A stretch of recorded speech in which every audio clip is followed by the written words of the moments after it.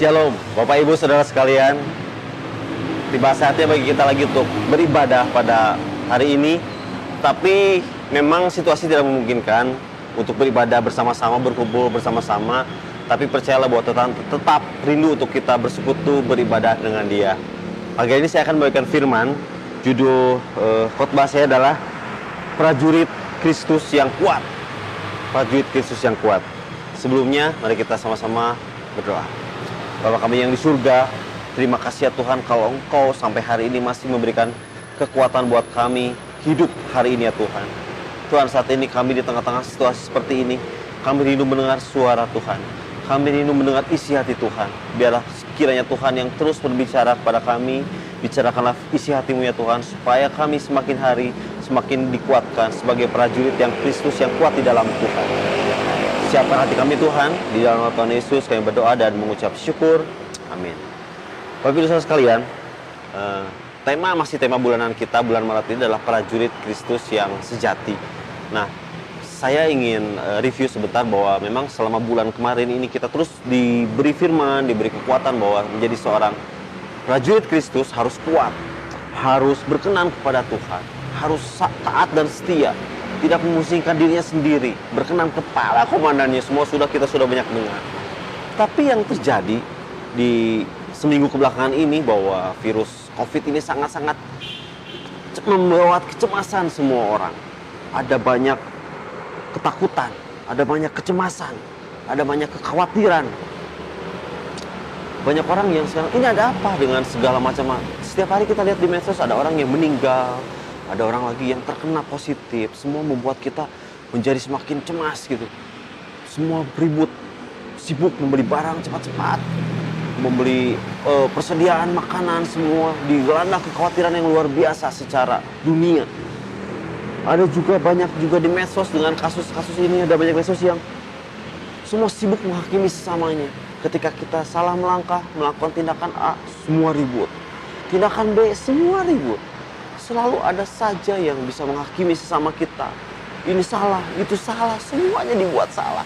Semuanya dibuat, orang tidak bergerak, mau melakukan apa takut salah. Mau melakukan apa takut salah. Dibuat ini menghakimi, dibuat ini dihakimi. Situasi tidak baik. Dan juga yang luar biasa terutama di Jawa Barat ini ada banyak hamba Tuhan yang meninggal juga. Ada kegiatan-kegiatan keagamaan yang terjadi dan banyak hamba Tuhan yang meninggal. Ada banyak orang yang bertanya-tanya dan menghakimi orang, nah, gimana kuasa Tuhan? Kok sudah mendapatkan suatu kebaktian seorang hamba Tuhan yang berusaha memberitakan firman, kok meninggal juga gara-gara kasus virus corona ini? Apakah kuasa Tuhan masih ada sampai sekarang? Apakah kuasa Tuhan masih bekerja sampai sekarang? Semua ketakutan gitu. Kekristenan mulai tergoncangkan. Ibadah tidak bisa. Kuasa Tuhan seolah-olah tidak ada. Ini yang membuat kita sebagai seorang prajurit harus bersikap seperti apa? Kita sudah diberi firman, kita sudah diberi kekuatan, tetapi situasi yang sekarang begini memang harus diakui cukup mengganggu, terutama kasusnya orang Kristen. Nah, Bapak Ibu Saudara sekalian, mari kita lihat apa yang firman Tuhan katakan dalam 2 Timotius 2 ayat 1-13. Dan saya yakin dan percaya bahwa firman itu adalah firman yang tetap abadi dan dulu sampai sekarang dan selamanya, firman yang selalu memberikan kekuatan. Kita lihat dan kita baca sama-sama ya. 2 Timotius 2 ayat 1-13. Sebab itu hai anakku, jadilah kuat oleh karena kasih karunia dalam Kristus Yesus. Apa yang telah engkau dengar daripadaku di depan banyak saksi, percayakanlah itu kepada orang-orang yang dapat dipercayai, yang juga cakap mengajar orang lain. Ikutlah menderita sebagai seorang prajurit yang baik dari Kristus Yesus. Seorang prajurit yang sedang berjuang tidak memusingkan dirinya dengan soal-soal penghidupannya, supaya dengan demikian ia berkenan kepada komandannya. Seorang olahragawan hanya dapat memperoleh mahkota sebagai juara apabila ia bertanding menurut peraturan-peraturan olahraga. Seorang petani yang bekerja keras harusnya yang pertama menikmati hasil usahanya. Perhatikanlah apa yang kukatakan. Tuhan akan memberi kepadamu pengertian dalam segala sesuatu. Ingatlah ini, Yesus Kristus yang telah bangkit dari antara orang mati, yang telah dilahirkan sebagai keturunan Daud, itulah yang kuberitakan dalam Injilku. Karena pemberitaan Injil inilah aku menderita, malah dibelenggu seperti seorang penjahat, tetapi firman Allah tidak terbelenggu. Karena itu aku sabar menanggung semuanya itu bagi orang-orang pilihan Allah, supaya mereka juga mendapat keselamatan dalam Kristus Yesus dengan kemuliaan yang kekal. Benarlah perkataan ini, jika kita mati dengan Dia, kita pun akan hidup dengan Dia. Jika kita bertekun, kita pun akan ikut memerintah dengan Dia. Jika kita menyangkal Dia, Dia pun akan menyangkal kita. Jika kita tidak setia, Dia tetap setia, karena Dia tidak dapat menyangkal dirinya. Inilah firman Tuhan yang saya dapat, bahwa firman tetap penguatan kita, meskipun situasi seperti sekarang ini, bagaimana kita bisa menjadi prajurit Kristus yang kuat. Kalau sebelumnya di ayat-ayat ini kita sering mendengar firman Tuhan disampaikan bahwa seorang prajurit harus tidak memusikkan diri dengan kehidupannya, dia harus berkenan kepada komandannya. Tapi ini yang firman Tuhan yang luar biasa. Ketika firman Tuhan meminta kita untuk kita kuat, untuk kita taat mutlak kepada komandan, tapi Dia pun memberikan jawaban yang luar biasa ketika kita dilanda ketakutan, ketika kita dilanda kecemasan, ketika kita dilanda kekhawatiran. Ada banyak penghakiman, ada banyak pertanyaan di mana kuasa Tuhan. Firman Tuhan memberikan jawaban. Nah, Bapak Ibu Saudara sekalian, kita lihat bahwa ada 3 pesan firman Tuhan dari perikop ini yang saya ingin bagikan buat Bapak Ibu Saudara sekalian di tengah situasi yang sangat-sangat mencekam ini. Yang pertama adalah di ayat yang pertama, bahwa sebab itu hai anakku, jadilah kuat oleh kasih karunia di dalam Kristus Yesus. Seorang prajurit, sekuat apapun seorang prajurit, dengan situasi seperti ini pasti banyak gangguan dan tidak akan bisa kuat melawan kekuatan sendiri. Ada banyak teman-teman saya, ada banyak rekan-rekan di media sosial dan segala macam, seorang pendeta pun akhirnya beberapa banyak sharing dan segala macam, mereka pun gentar. Bahkan kadang-kadang seorang hamba Tuhan berbicara, waduh, banyak hamba Tuhan yang meninggal, saya pun hamba Tuhan, apakah ini waktunya buat saya juga? Ada banyak kekhawatiran yang menggoda. Percayalah bahwa firman Tuhan sangat kuat hari ini, bahwa nomor 1 itu adalah jadilah kuat dalam anugerah yang ada di dalam Kristus Yesus. Prajurit, kita tidak bisa menjadi prajurit yang baik kalau kita mengandalkan kekuatan sendiri. Firman Tuhan mengatakan demikian. Kita hanya bisa menjadi prajurit yang kuat kalau kita ada dalam kasih karunia Tuhan Yesus. Banyak orang yang berpikir saya bisa kuat dengan skill saya, pengetahuan saya. Oh, saya beli sabun, beli disinfektan, beli masker, beli steril, semua dipikir. Tapi tak banyak juga yang kena. Ada yang berpikir tentang kekayaan. Wah, saya punya banyak duit, saya bisa beli apapun. Banyak orang kaya, Perdana Menteri, menteri-menteri terkena. Keamanan, semua jaga-jaga di rumah. Wah, saya ketakutan segala macam. Masih banyak yang kena. Dan memang ini mengajarkan kepada kita bahwa segala sesuatu tidak bisa melawan diri kita sendiri. Semua bisa menyerang kita semua. Oleh karena itu, sekali lagi disampaikan bahwa kita harus kuat di dalam kasih karunia Tuhan Yesus. Kita harus bersandar kepada Tuhan Yesus. Kalau dalam bahasa aslinya, kasih karunia itu karis. Salah satu terjemahan karis adalah bahwa Yesus itu mengerahkan semua pengaruh kesuciannya, exerting His holy influence upon souls. Bahwa Tuhan Yesus itu mengerahkan semua kekuatan, kuasa, kekudusannya itu sampai masuk ke dalam jiwa kita. Inilah yang disebut dengan kasih karunia atau karis dalam Tuhan Yesus. Kita akan tidak bisa menggunakan kekuatan di kita sendiri untuk bisa menjadi prajurit yang kuat. Hanya oleh kasih karunia Tuhan Yesus, hanya oleh keberserahan kita kepada Tuhan Yesus.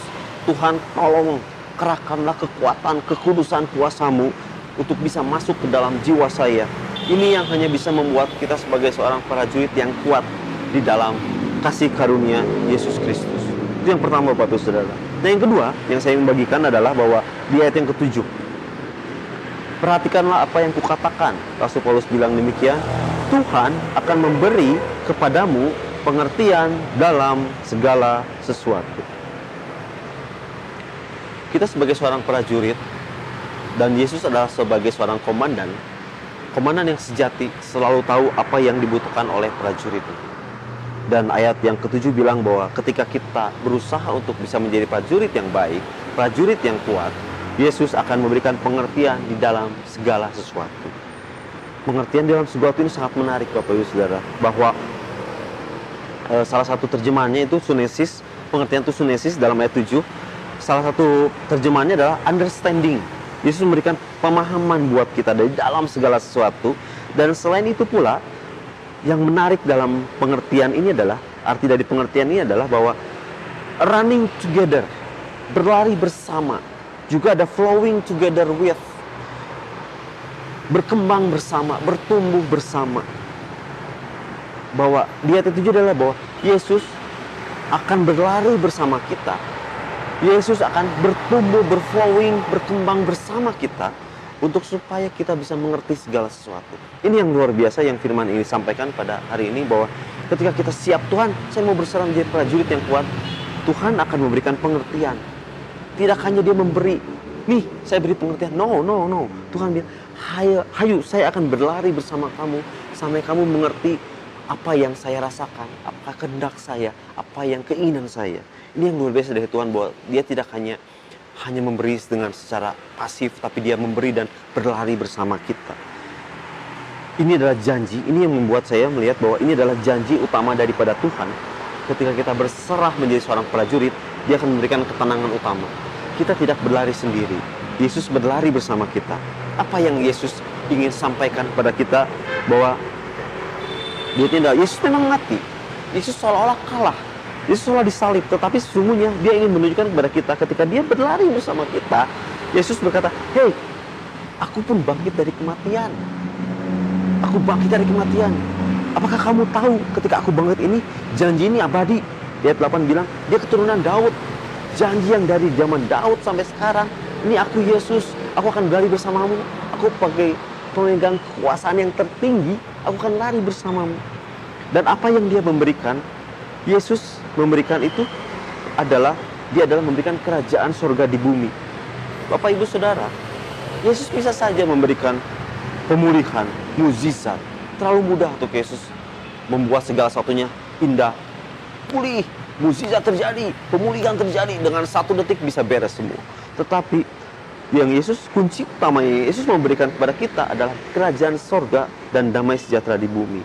Ini adalah shalom, damai sejahtera ini yang Tuhan janjikan dari perjanjian lama sampai perjanjian baru, gitu ya. Kalau kita lihat ada banyak hal-hal yang di dalam perjanjian lama pun ada banyak. Yesaya 32 ayat 17, di mana ada kebenaran, di situ akan tumbuh damai sejahtera. Dan akibat kebenaran ialah ketenangan dan ketentraman untuk selama-lamanya. Yesaya 60 17, sebagai ganti aku akan memberikan damai sejahtera dan keadilan yang akan melindungi dan mengatur hidupmu. Damai sejahtera yang luar biasa. Yeremia 29 ayat 11, sebab aku ini mengetahui rancangan-rancangan apa yang ada padaku mengenai kamu, demikianlah firman Tuhan, yaitu rancangan damai sejahtera dan bukan rancangan kecelakaan, untuk memberikan kepada kita hari depan yang penuh harapan. Perjanjian lama bicara semua tentang damai sejahtera. Perjanjian baru, Lukas 2 ayat 14, Natal, kemuliaan bagi Allah di tempat yang maha tinggi dan damai sejahtera di bumi di antara manusia yang berkenan kepadanya. Yesus bilang 14 ayat 27, damai sejahtera kutinggalkan bagimu, damai sejahtera kuberikan kepadamu, dan apa yang kuberikan tidak seperti yang diberikan oleh dunia kepadamu. Janganlah gelisah dan gentar hatimu. Yohanes 16 ayat 33, semuanya itu kukatakan kepadamu supaya kamu beroleh damai sejahtera di dalam aku. Dalam dunia kamu menderita penganiayaan, tetapi kuatkanlah hatimu, aku telah mengalahkan dunia. Yesus bilang seperti itu. Dan yang luar biasa, Rasul Paulus pun menjadikan kebiasaan menuliskan damai sejahtera ini di dalam surat-suratnya. Ada banyak surat Rasul Paulus, kalau kita lihat, salam sejahtera, damai sejahtera. Ini adalah kunci yang Tuhan berikan, bahwa ketika kita ikut Tuhan, yang Yesus adalah kebenaran itu, dia akan memberikan damai sejahtera dan sukacita. Ini yang bisa membuat kita kekuatan, pengertian dalam segala sesuatu, bahwa ketika Yesus berlari bersama kita, sambil berlari Yesus merangkul kita dan bilang, hei, damai sejahtera itu ada padamu, jangan takut, aku akan melindungimu, aku akan memberikan sukacita kepadamu, mari berlari bersama. Firman Tuhan yang luar biasa. Dan yang ketiga, Bapak Ibu Saudara sekalian, yang saya sangat dapat dari perikop ini adalah ayat yang ke-13. Jika kita tidak setia, dia tetap setia. Karena dia tidak dapat menyangkal dirinya. Bapak Ibu Saudara sekalian, seringkali dalam segala macam kekhawatiran, kecemasan, ketakutan, kadang-kadang kita sering, Tuhan di mana ya? Saya cari jalan lain, saya cari ketenangan lain yang lewat Tuhan. Kita sering melanggar seperti itu. Kita ada banyak kadang-kadang, kayaknya jalan Tuhan bukan yang satu-satunya nih, ada jalan lain nih. Tuhan tahu itu, Tuhan tahu kelemahan kita, dan Dia tahu bahwa mungkin sekali-kali kita bisa melanggar, kita bisa tidak setia. Tetapi Tuhan yang luar biasa lewat ayat 13 bahwa Dia adalah tetap setia. Dia tetap menunggu kita, kalaupun kamu sedang belok ke kiri, belok ke kanan sedikit, hey, Yesus setia. Yesus setia, Dia tetap setia. Dia siap memulihkan. Kesetiaan Dia, kasih Dia yang membuat Dia siap untuk berlari bersama kita, yang membuat Dia untuk menunjukkan, hey, aku penguasa semuanya loh. Kamu gak setia ya? Ya aku setia loh. Ini yang membuat kasih Tuhan sangat luar biasa. Setia itu pistos, yang that can be rely on, yang dapat diandalkan, yang dapat dijadikan tumpuan sandaran.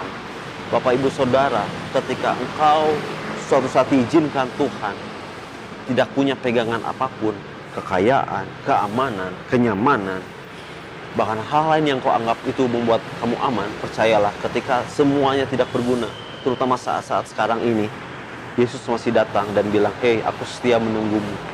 Aku setia menunggu supaya kamu semakin hari semakin bergantung padaku. Iman kamu semakin bertumbuh bahwa kamu hanya butuh Yesus, bahwa kamu hanya butuh Allah untuk bisa menjalani setiap kehidupan ini. Firman Tuhan yang luar biasa pada hari ini. Bapak Ibu Saudara, sekali lagi saya ingin sampaikan kesimpulannya adalah bahwa menjadi seorang prajurit yang kuat di dalam Kristus Yesus dengan situasi yang seperti sekarang ini sangatlah sulit kalau kita hanya mengandalkan kekuatan sendiri. Firman Tuhan mengajarkan kepada kita hari ini bahwa kalau kamu mau menjadi prajurit Kristus yang kuat, kamu harus kuat di dalam kasih karunia Tuhan Yesus. Bahwa ada kekuatan bersandar pada kekuatan Yesus yang ingin mengerahkan semua pengaruh kekudusannya untuk menembus jiwa-jiwa kita. Yang kedua, bahwa Tuhan akan memberikan pengertian. Tuhan akan berlari bersama kita, memberikan damai, sejahtera, dan sukacita. Dan yang ketiga, Tuhan sampai saat ini tetap setia menunggu kita untuk berbalik kepadanya, semakin hari bergantung kepadanya seperti seorang bapak yang menunggu anak bungsunya yang hilang. Itu kesimpulan kita, firman Tuhan yang ingin saya sampaikan pada hari ini. Dan terakhir, saya ingin bacakan lirik satu lagu yang membuat saya sendiri terhibur, terkuatkan, dan saya berharap lagu ini pun menjadi kekuatan bersama-sama bagi kita semua. Saya bacain liriknya bahwa rohmu yang hidup penuhiku, mengalir dalamku, jiwaku tenang bersamamu dalam naunganmu. Rohmu yang kudus pulihkan, engkaulah damaiku. Aku hidup oleh anugerahmu yang menyertaiku. Tuhan, aku buka hati untuk jamahanmu, berserah penuh di hadiratmu. Kau ambil alih seluruh hidupku, di altarmu aku menyembahmu. Mari kita sama-sama berdoa. Bapa ya, Tuhan, firman-Mu sudah berbicara, kuatkanlah ini menjadi meterai dalam setiap hati dan jiwa kami, untuk kami bisa mampu menghadapi setiap tantangan dan godaan, terutama di masa-masa yang sulit seperti sekarang ini ya Tuhan. Tuhan, kuatkan iman kami. Terima kasih karena Engkau sudah setia menunggu kami. Terima kasih karena Engkau selalu siap memberikan damai, sejahtera, dan sukacitamu buat kami ya Tuhan. Ampuni kami ya Bapak kalau kami kadang-kadang suka melanggar Tuhan. Tuhan, ajar kami terus untuk kami semakin hari semakin bergantung kepada Tuhan. Biarlah kami menjadi prajurit yang kuat hanya oleh kasih karunia Tuhan ya Bapak. Terima kasih sekali atas firman Tuhan pada pagi hari ini. Biar kiranya kasih, sukacita, dan damai sejahtera selalu beserta dengan kami, anak-anak Tuhan. Amin. Amin. Terima kasih. Tuhan Yesus memberkati.